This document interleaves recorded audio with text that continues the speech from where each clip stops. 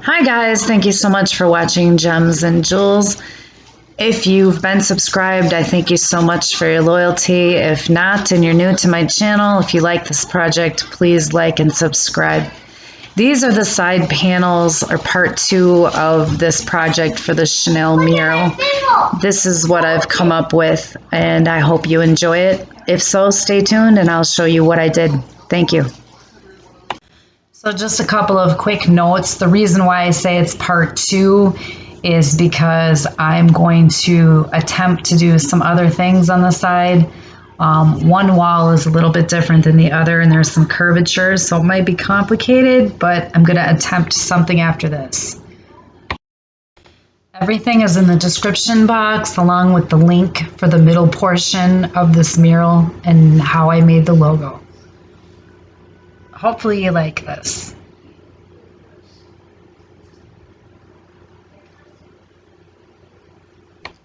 So I went with the same crocodile fabric. It's on Amazon for $40. So I tried to save some money, went to Walmart, got the gray one, and decided to spray paint it. This is 2 yards. It took 5 coats to make this shiny, nice, pretty white. This is what it looked like when I was finished with it. So I cut the fabric in 2, one for each panel, because 2 yards would be too big on each side. Again, if you don't want to do all this, you can go to Amazon, type in white crocodile fabric, and you can buy it for 40 bucks. So anyways, when I was finished cutting it and it was painted in the way that I wanted it, I just alternated, same as last time, with black and white roses and hot glued those on.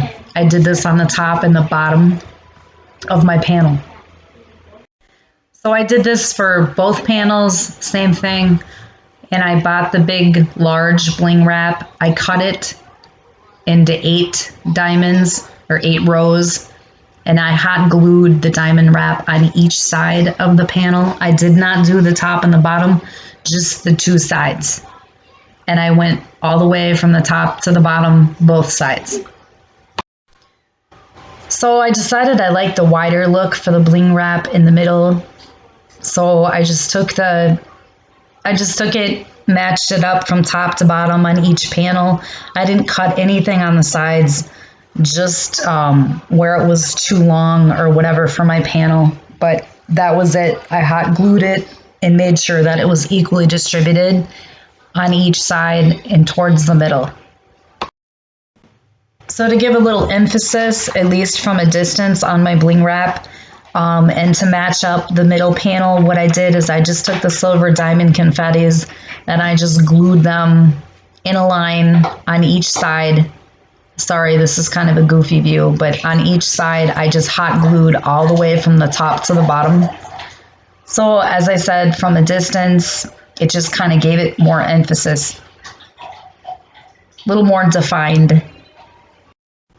I had some keychains from a previous project I decided to utilize, so I took a wire cutter, I cut those in half, I made my C's, and then I took the hot glue and hot glued those together for my logo.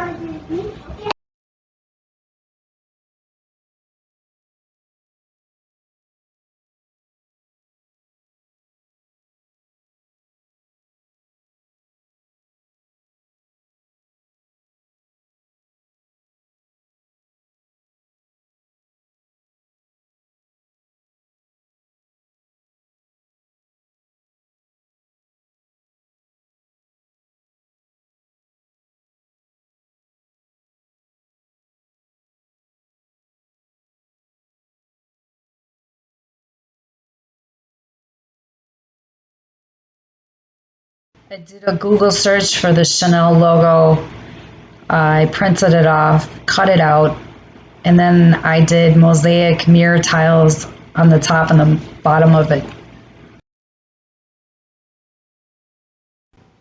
So I took 2 rhinestones on the top and the bottom of the middle of my C's, and I just hot glued those.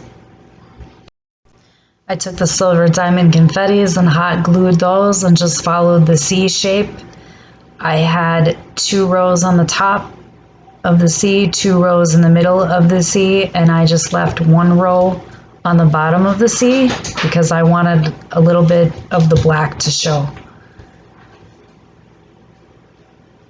All right, I apologize. I lost the footage for this. So I did a white rose, a mirror, the Chanel logo, another mirror, a white rose, another mirror, and then the Keychains Chanel logo, a mirror, the Chanel logo, the larger one, mirror, little keychain, mirror, white rose.